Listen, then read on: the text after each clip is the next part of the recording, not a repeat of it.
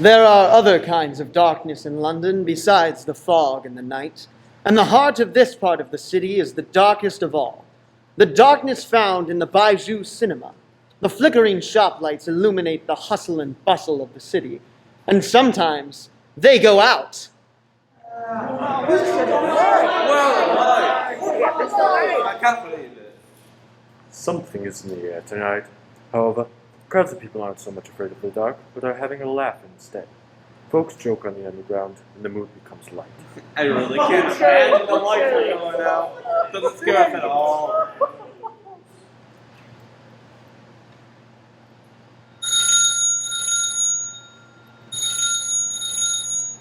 Midland Electric Light and Power Company. Why, almost the whole city's in the dark, madam. They're working on it right now, sir, I assure you.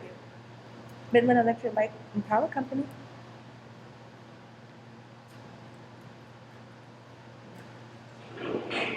Lights out. Power down. Turbine stop. What's that? Sand. Sabotage? What's at the back of it? Who did it?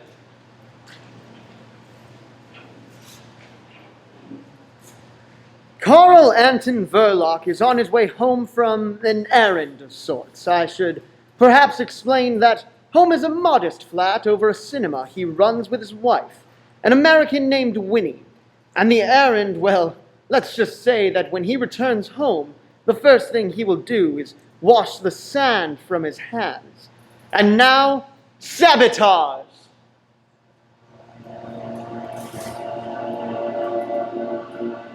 We are in front of the Verloc's Bijou Cinema now, at the box office, where a crowd of patrons demand their money back.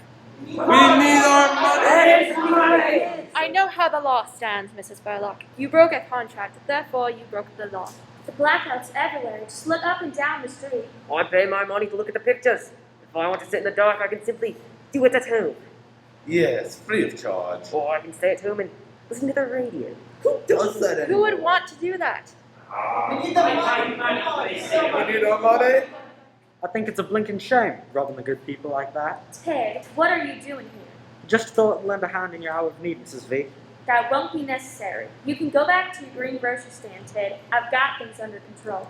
Very well, but if you need me, all you have to do is whistle. That's awfully kind of you, Ted. I'll have to remember that. We've got to have our money back. It's an act of providence, like an earthquake or a thunderbolt. Or a baby? Ted, would you kindly not interfere? We've got to have our money back. Step aside and let us go get to our work, will you?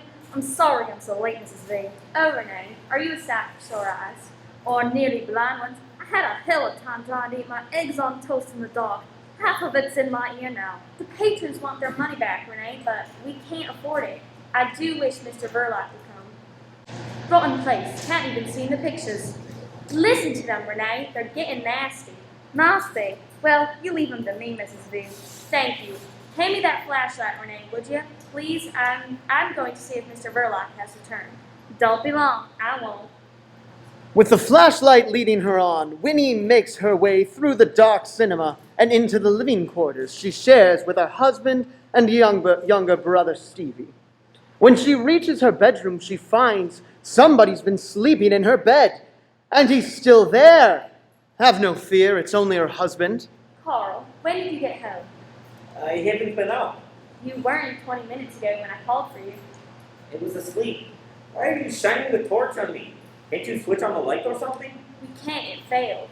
What, the fuse gone down? No, it's everywhere, in the streets and trains. And the audience downstairs wants their money back. They're making a terrible row about it. Well, give it back. What? We can't possibly afford to do that. Yes, we can. You must be crazy, Carl. It'll clear us right out. You're always saying we can't cover expenses. It's alright. It doesn't pay to antagonize the public. I've got some money coming. Go on. Well, it's your decision, but if we're going to be generous, let's do it properly. Come out to the box office with me and make an official announcement. Oh, no. It's not worth all that fuss. There you see you. You make this speech. Well, all right, but I still think you're crazy. Returning to the box office, Winnie finds Ted commanding the crowd's attention. It's an act of God, I tell you. What do you call an act of God? Your face, for one. And you won't get your money back on that. What do you think you're doing, Ted? Just lending a hand, Mrs. Verloc. I thought I asked you not to interfere. I've been delivering a little counterattack. Look, they're on the run. Well, they can come right back. Listen, ladies and gentlemen, you're going to get your money back. Don't give in now, Mrs. Verloc. I'll stand by you. I prefer you to go and stand by your apple stall. Ladies and gentlemen, I've been speaking with Mr. Verloc, and since you're all regular patrons and good friends, he's going to let you have your money back. There'll be no money back, I tell you. Go on, get off. Please, don't pay any attention to him. I tell you, you're crazy. I had it all fixed. Will you mind your own business? Of all the obstinate people. If you don't go away, I'll call the police. Renee, start refunding the patrons their money.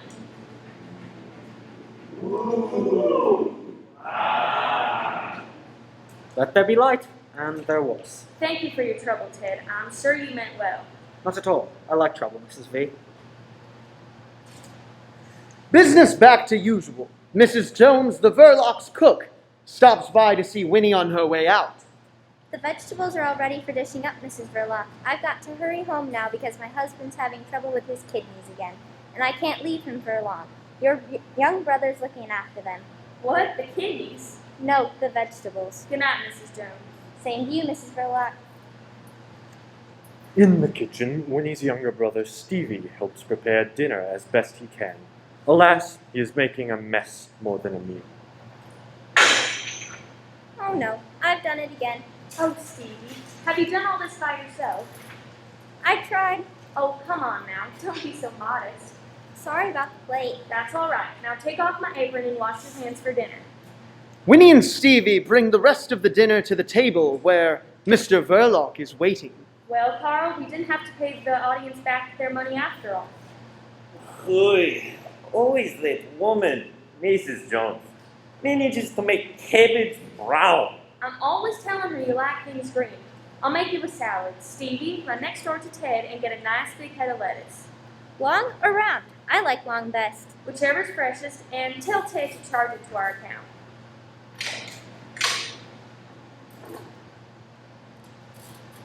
We very nearly wouldn't have been able to afford lettuce if we paid the audience back. I don't see why you wanted to pay them back at all. Anything for quiet. I don't like attention being drawn to us in such a way. Ted, what are you doing here? Good evening. Forgive me for butting into your private affairs, but Stevie didn't appear to know whether you wanted long, round, square, or oblong lettuce. So I brought a selection. Oh, good evening, Mr. Verloc. So, come home just in time to see the trouble, eh? What, me? I've been in since the afternoon. But I could have sworn I saw you come in just about an hour ago. Well, you are wrong. I didn't know anything about it until Winnie woke me up. Did I, Winnie? No, Mr. Verloc was taking a nap when I found him. Sorry. My mistake, I suppose. Well, good night, all. Good night, Ted. As the Verlocs begin their dinner, we follow Ted through the cinema and to the greengrocer, where he has a word with his boss. Mind if I pop off early tonight, Gov? Okay, Ted. Thank you. Good night. Ted takes the underground to Scotland Yard and goes to see Inspector Talbot, his real boss. You see, Ted is working undercover to keep an eye on Mr. Verloc. Ted fills Talbot in on the latest activities. I'm sure I saw Verloc return after the lights had gone out. But later when I challenged him, he said he hadn't been out at all. His wife confirmed his story. Naturally she would if she's in on it. Same as being robbed in a crowd. One man treads on your toe and while you're arguing with him, his bow picks your pocket. I don't think she or her little brother are mixed up in this thing. Can you prove that? Not yet. But it's the powers of the ladder that are our concern, aren't they? If Verloc's the puppet, who's pulling the strings? They're the people that you and I'll never catch. It's the men they're employed that we're likely to get. You keep following Verloc and don't be so quick to rule out his wife or her brother either. Hollingshead's at your disposal too. Let him shadow one and you the other. Of course, sir. Very good. The next morning, Ted is at the greengrocer when Mr. Verloc emerges from the cinema. Good morning, Mr. Verloc. Where are you off to this fine morning? I'm off to pick up the new film for the weekend. Well, pick us up a good one, then. You know, with plenty of intrigue, suspense, and murders. This love stuff makes me sick. Yeah, the women like it, though. Good day to you, Ted. Ted watches Mr. Verloc cross the street. Hollingshead, another Scotland Yard detective, is standing across the street. Ted gives him the signal to follow Verloc, who boards a bus without realizing he's being followed. Come on now, Stevie. We've had it all day. Why, if it isn't Stevie and Mrs. Verloc. Hi, Ted. How's your greengrocer? Ripping and roaring. Always a market for greens and things, cabbages and kings. Oh, Ted, did you hear what he said, sister? Yes, Ted's a clever one, all right. Your fruits are lunch today, Ted. Is that all? How about a nice juicy steak with me? What about it? I'm all for it. Good. Where shall we go? I'd like to go to Simpson's. My friend's uncle took him there once. Mind your manners, Stevie. Don't be too hard, Mrs. V. Let's make it Simpsons. I won't take no for an answer. Very well, Ted. Oh boy, Simpson's. Simpsons it is. Off we go. As Ted starts for Simpsons with Winnie and Stevie, Mr. Verloc's bus has reached the zoo. There, Mr. Verloc meets with Vladimir, his boss. Hollingshead follows as close as he dares. Good morning, Vladimir. Hello there. I trust you were satisfied with my work last night. It was just the sort of thing to make people sit up. I think you'll agree I've earned my money. I hope you don't mind me asking for it in pound notes. Obviously, you have not seen today's newspapers, Verloc, or you wouldn't be so proud of yourself. Look at this headline: London laughs at blackout. When one sets out to put the fear of death into people, it's not helpful to make them laugh. We are not comedians. It's not my fault they're such fools. Londoners are not fools. They laugh because they realize what happened last night was laughable. They did right to laugh. This time. What do you mean? You will be paid your money when you've earned it. I don't follow. My dear Verloc, I once read a sign in Piccadilly Circus calling it the center of the world. I think you better pay a visit there tomorrow and leave a small parcel in the cloakroom at the underground station. What sort of parcel? A parcel of fireworks. Fireworks? No!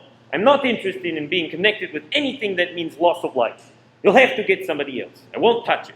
Very well then, Verloc, if you think you are so well off. You know I'm not. All right then. And if you're so fussy about doing it yourself, surely you can find somebody else to do it for you. Perhaps. There's an address on the slip of paper. Go and see this man. He's a very nice old gentleman, and he likes making lovely fireworks. I'll try and see him. And don't forget tomorrow, DZD and Piccadilly Circus. Lots of people enjoying themselves, unaware, feeling safe and secure. You want me to come and report? Thanks, no. If you are successful, it won't be necessary. Tomorrow, they must not laugh. Ted, Winnie, and Stevie arriving at Simpson's restaurant, one of the finest in all of London. Have you ever been here at Simpson's before, Ted? No, never. All this is very expensive, isn't it? Yes, it looks like it, doesn't it? I've got a pound note if you want it. It's all right. Now, Stevie, setting aside the steak for a moment, we have before us oysters, caviar, smoked salmon, fried, grilled, or boiled sole, roast saddle of mutton, Kentish chicken pudding, boiled silverside. I think Stevie'd like a nice poached egg on toast, and I'll have a mixed salad. What? A poached egg here at Simpson's? Why, that's enough to make the beef turn in its gravy. Waiter, May I take your order, sir? sirloin for 3, please. Very good, sir. Right away. When did you come over from America, Mrs. Verloc? About a year ago, business wasn't too good over there. That's funny. People used to go to the States because business wasn't too good over here. How are things here now? Not too good? Not terribly. I hadn't noticed you turning people away. It's hard to make a one-man business pay these days, unless you run a sideline. Has Mr. Verloc a sideline? No, but we're quite satisfied with the way things are. Just one happy little family? Just one happy little family. Mr. Verloc's very kind to Stevie. That means a lot to Stevie's sister. It means everything. Now, here we are. No fat for you as usual, sir. You haven't been in for a long time, but I don't forget. Don't look as though I don't like fat. What's the big idea? What idea? You said you've never been here before, but that waiter obviously knew you. Come to think of it, there's a mystery about most people. What goes on in that cinema of yours after hours? Deeds of darkness. Does your husband go on mysterious journeys? He does, wearing false whiskers. Aha! That means there's another woman in his life. If only you knew him. What's the joke? He's the quietest, most harmless person you've ever met. I'm finished. What's for dessert? Oh, Stevie. Meanwhile, Mr. Verloc visits the address he was given by Vladimir, which just so happens to be that of a bird shop.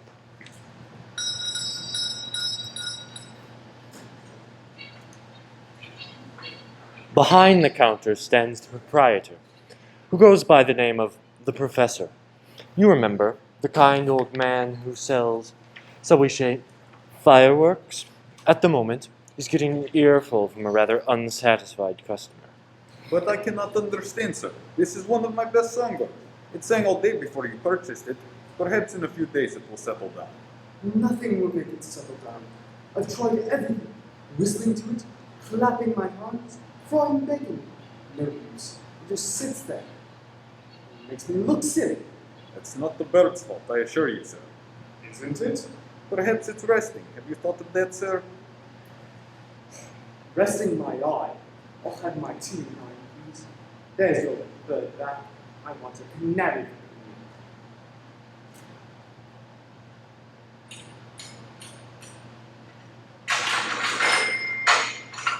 Very well, sir. Here you are. Do come and call on us again. We'll see about that. Good day. And how may I help you, sir? Are you the professor? Oh, yes. You want something from my other department, don't you? Yes, of course. This way. The professor leads Mr. Verloc into the back room. Let's see what I might have for you in my cupboard. Everything here looks pretty harmless. You're right, my friend. But if I were to mix, say, a little tomato sauce with some strawberry jam, well, then I shouldn't want to be any place near. Ah, very clever. Thank you. Now, I gather from our mutual friend that tomorrow is the day and the hour 3? Yes, but how do I start the mechanism? You'll leave that to me. By the time you receive it, everything will be set in motion. You seem a little nervous. Don't be afraid. Say to yourself, there is one man who envies you. Envies me? I've been a fighter always until now. But alas, I'm no longer wanted in the front line. I must keep the fighters supplied, but I would rather be in your shoes.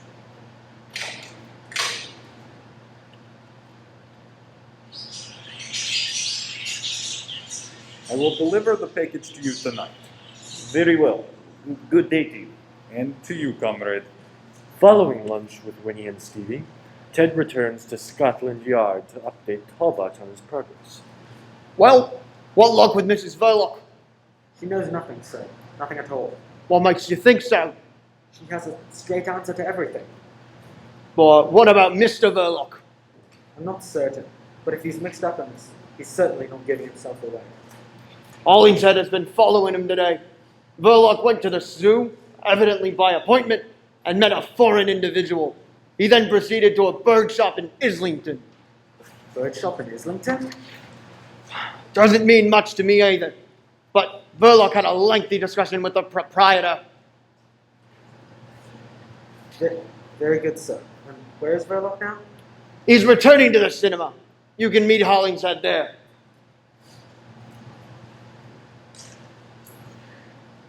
So, Ted took you to Simpson's? I mean, a greengrocer can hardly afford to lunch at Simpson's, can he? Of course, I realized he wasn't a greengrocer at all. He's really quite well off, and he's there to learn the business. It's one of a big chain, that shop. He told us he's the son of the man who owns them. How would you like a job selling fruit, Stevie? I wouldn't mind. Wouldn't it be great to have steak whenever you'd like it? I'd have it 3 times a day. You'd soon get sick of it. But I wouldn't. I don't know how you could get sick of those things. Except poached eggs. What's the matter with poached eggs? I think they're the worst things in the world. I bet Ted doesn't eat them. I'm sure he does. I bet he doesn't. They're beneath his dignity. He's smart too, knows about all sorts of things. Gangsters and burglars and everything. How does he know? He reads about them. He says gangsters are not nearly so frightening as you think. Some of them are quite ordinary looking. After all, if gangsters look like gangsters, the police would soon get after them, wouldn't they?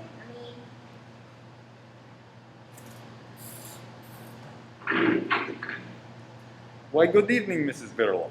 Hello, do I know you? I'm a business associate of your husband's. Why, hello there. How nice of you to call. And you must be Stevie. That's right. What's in the package? It's a surprise for you, Stevie.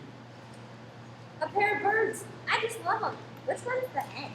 Well, you'll have to see till one of them lays an egg. Wouldn't it fool everybody if one day the gent laid an egg? Gosh, wouldn't that be funny? Isn't that kind, Stevie? What do you say? Thank you. Yes, you're welcome. Now, go show them around with your sister so the professor and I can have a drink.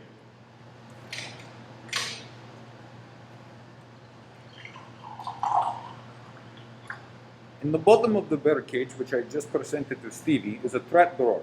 Inside the drawer is a package already wrapped as a parcel. I've made it look like one of your film containers, something you'd seen with regularly. A stroke of genius on my part, I do think. Yes, very clever. So, I take this film container to Piccadilly Circus tomorrow afternoon. The mechanism is set and ready to go at 3 p.m. Make us all proud and keep an eye on that greengrocer next door. You mean Ted? I do. The greengrocer is the cover for Detective Sergeant Ted Spencer of Scotland Yard. What? Oh, excuse me. I was just leaving. Good evening, I'll let myself out. That was kind of you to give Stevie the birds. He just loves them. I was hoping that would be the case. You're terribly good to him. And I am not to you? If you're good to him, you're good to me. You know that. Yes, I know. Now, listen here. At Simpson's, when you had lunch with Ted, do you remember what he said to you? Did he ask you any questions about yourself? About me? None that I can think of. Why? I think he may be a detective from Scotland Yard. That's why. What? Our Ted? Don't make me laugh. Laugh if you'd like, but I'm taking this matter seriously. I'm going to have a word with him right now. I've just stopped by and he's off this afternoon. He's got eyes for you. I've seen it. Well, now we know why. It's information he's after. Well, then I shall have a word with him myself. Very well. Now, listen, my dear. What are you doing tomorrow afternoon? What did you have in mind? A package, films. I need them delivered. Just tell me where. Fine. I'll write it all out. Oh, wait a moment, I'd forgotten. Renee's out in the country this weekend for her brother's wedding, and you know how busy we are at Saturday matinees. Perhaps Stevie can make your delivery. Well, if you think so. Oh, he'll be happy to. I'll work it all out. As for now, I think a long bubble bath and early to bed for yours truly. It's a big day tomorrow. It certainly is.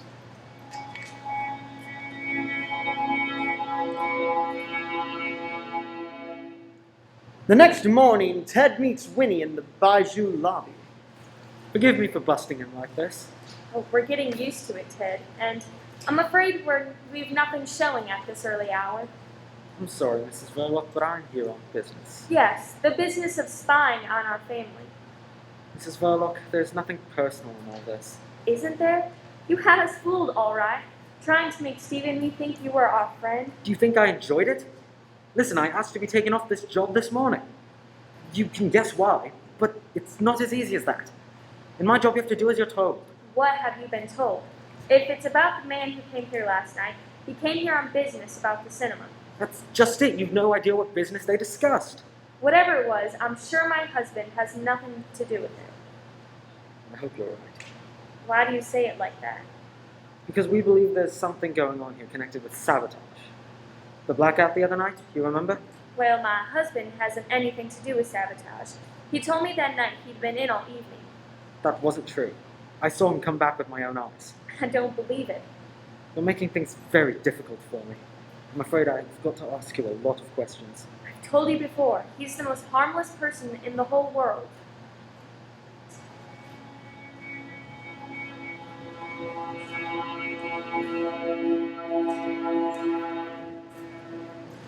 Stevie, has the two-reeler gone over to the Canterbury yet? There's plenty of time. I was just wondering. Maybe you could take it along now. There's another little job I want doing at the same time. One of the projector lenses needs repair. The repairman can't come right over and fetch it, so he suggested you leave it in the cloakroom at Piccadilly Circus Station, and he'll pick it up there at 2:30. Got it. I know the place. The cloakroom at the Piccadilly Circus Station. Very well. The time is the important thing. It must be there by 2:30. So you'd better go along now.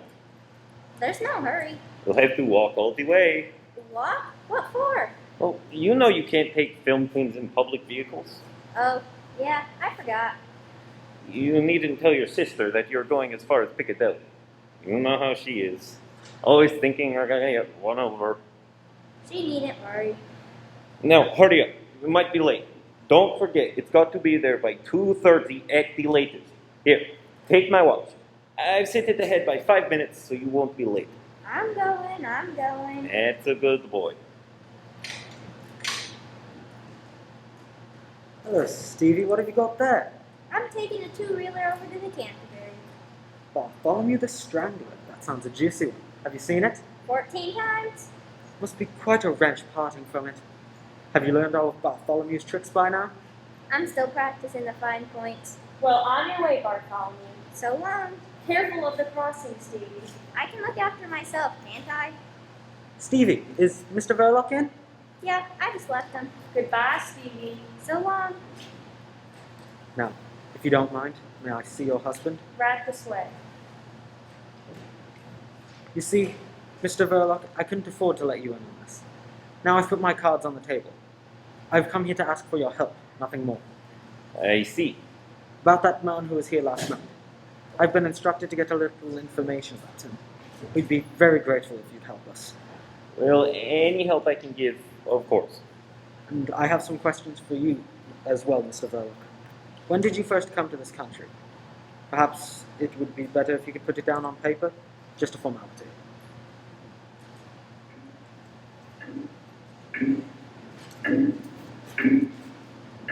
At 2:15 on his way to Piccadilly Circus, Stevie found himself distracted by a street salesman.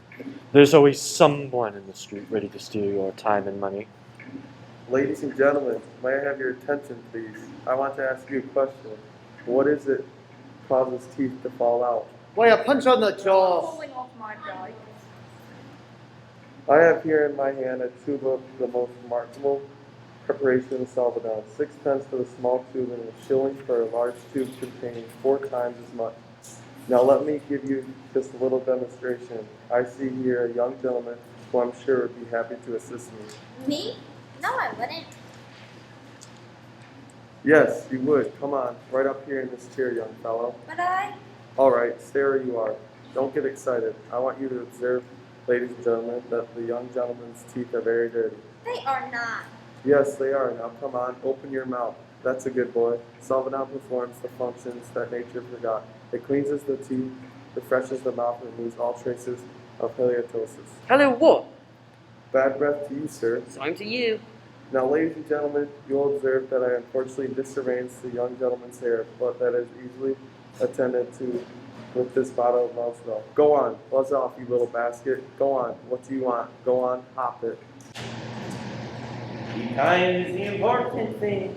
It must be there like concert. And where are you running, young man? I have to make that bus across the square, officer. Nobody's crossing the square, not right now. What's going on here? Don't you see how everyone's lined up the street so nicely? It's a parade, son.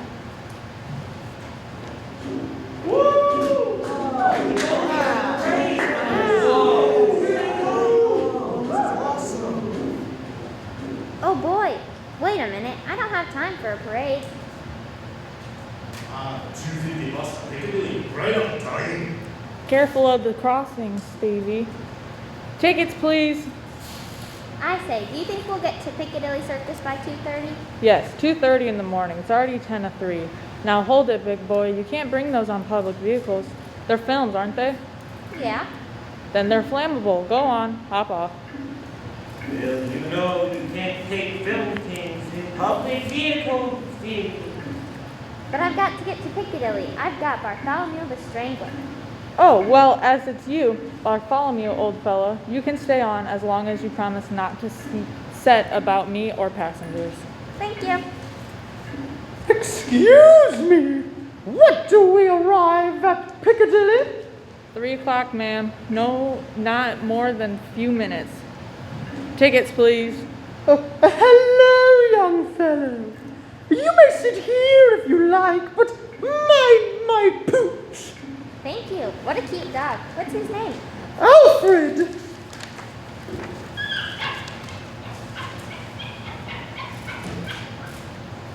Come here, Alfred. Oh, he likes you. I can tell. Aw, that's a good boy. Do you have the time? Here, take my watch. Certainly, it's 2:40. Thank you, son. I beg your pardon, but your wristwatch wasn't stalled. The time is the important thing. I can't be late. Perhaps it needs winding. I've got 3:05, and this pocket watch has never failed me. It must be there by 2:30. You're both wrong. I set my clock to the second each and every day. Why, my very job depends on it. And by, please, my time, it will be 3 o'clock exactly in 10 seconds. 9, 8, tickets, please. 6, Harper is next. 3, 2, 1.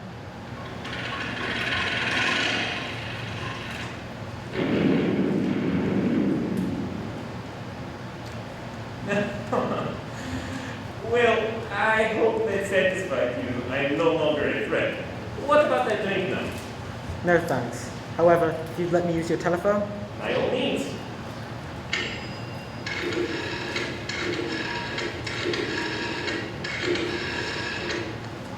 Put me through to Superintendent Talbot, please. Spencer here. What? A whole busload? No survivors? How awful. I have to go. Spencer, I'm glad you're here. I had no idea to the extent of the damage. I've seen many things in my day, Spencer, but this is one of the most devastating. Have you cottoned on to any clues? A few curiosities I've laid out on this table here. What's this say? Bartholomew something. Bartholomew the Strangler. That's a film tin, isn't it? It is. Oh, I thought you said Verloc hadn't been out since morning. He hadn't. Well, you'd best go back there and see if that's one of their films. I'm off to meet Ollington at the bird shop. How many? 2, please. Now, Now, Renee, are you certain you haven't seen Stevie all afternoon? I'm sorry, I haven't. How many tickets, please? Mrs. Renee, I would like 1 ticket, please. Big bomb sensation, late afternoon. Big bomb sensation. He's all right. He can take care of himself. You've got nothing to worry about. How many? I'd like 2, please. Late afternoon, big bomb sensation, big bomb sensation. Give me a sixpence, Renee. Late afternoons, big bomb sensation. Boy, I'll take one. Here you go, ma'am. Late afternoons, big bomb sensation. Explosion among moraines? Filmington? Bartholomew the Stranger? Look, the lady's fainted. Mrs. V, oh dear. Help her up, will you? Here you go, Madam Winnie Verloc. Up you are. I want Mr. Verloc. I want to see Mr. Verloc. I didn't mean any harm to come to the boy, Winnie. I know how you feel. You'll have to pull yourself together. Do you think I fixed it so that he'd be killed? No. But I tell you who did. Your Scotland Yard friend from next door, Ted. Blame him. I'd have carried the thing myself, but he was hanging around, watching, spying. I couldn't get away. Would you rather have lost me? Where are you going? Don't touch me. I thought perhaps you'd like something to eat. Look at this mess you've made. I'll clean it up. No, I will. I started chopping the salad if you'd... I'll do it. Hand me that knife. That's better. Listen, it's done now. What's done can't be undone. You'd better go to bed after supper. And there's the future. We've got to think of tomorrow. You'll need all your wits about you if they get on to you. Perhaps, I don't know, if we had a kid of our own? Winnie, I'm sorry for so much. A world going under, a world going up in smoke. And Stevie, poor Stevie. I'm sorry. Poor Stevie. Oh, what are you doing with that knife? Stevie! Stevie!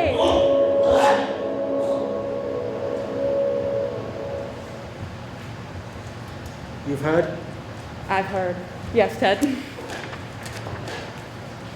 I'm terribly sorry. I don't know what to say. You know why I'm here? Yes.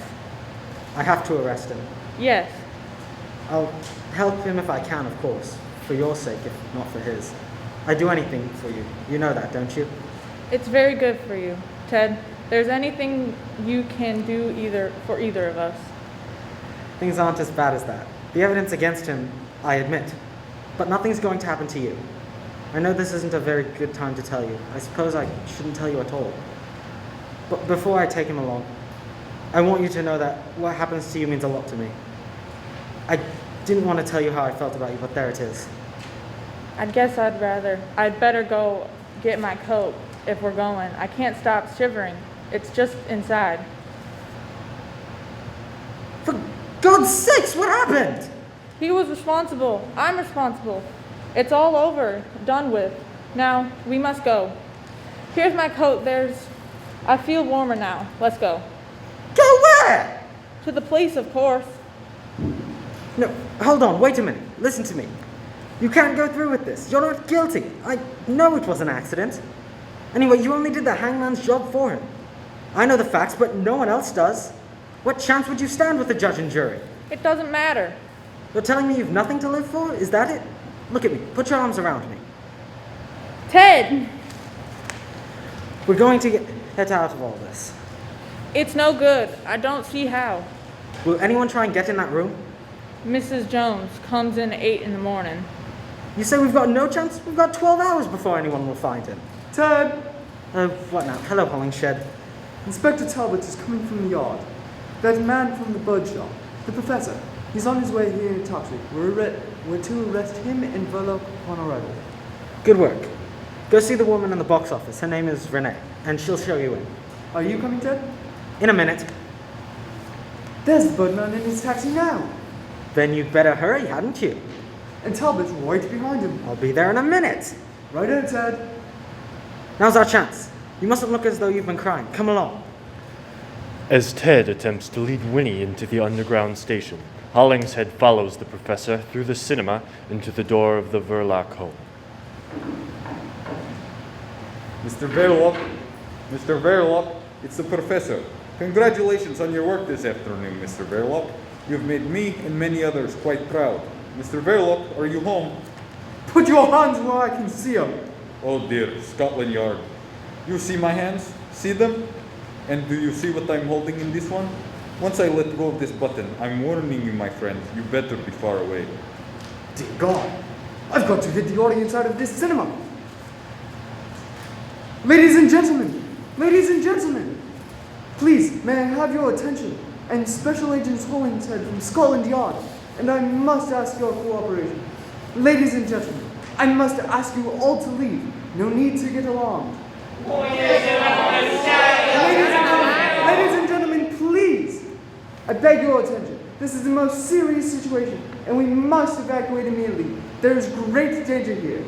There is a bomb in the theater!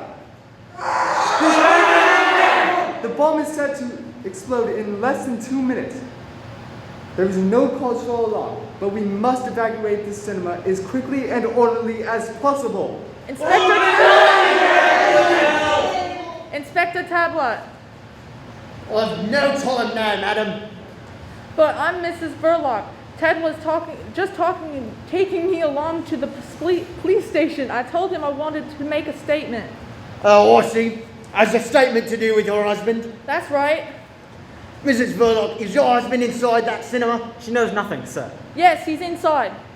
Inspector Talbot, the old man's got a bomb. Says he's going to use it.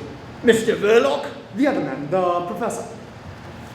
Mrs. Verloc, what's your husband's nerve like? Can he control this other man? No. He can't? He can't. Nobody can. He's dead. The roof's gone. The whole back of the place is blown out. Most of the audience has been cleared, thank goodness. But Verloc, I saw some things in the wall, but... Is there enough left to identify? I wouldn't say so, sir. Spencer, you'd better look after Miss Verloc. Her husband's dead, blown to glory. You can break it to her. There'll be a few inquiries later. There's nothing against her as far as I can gather. Yes, sir. I'm going to see her to the train station. Yes, you do that. And Thank her for all her help. Of course. Good night. Good night. That's strange. Is that girl psychic? She said that Verloc was dead, but did she say it before or was it after? I can't remember. Oh, Mrs. Verloc, Mrs. Verloc. Will you look at them scurrying away? Now that's what I call a lady vanishing undoubtedly, never to be seen again in these parts, I suppose. Inspector Talbot! Oh, I'm coming. And now I shall stage a disappearance of my own. We hope you enjoyed Sabotage. Goodbye.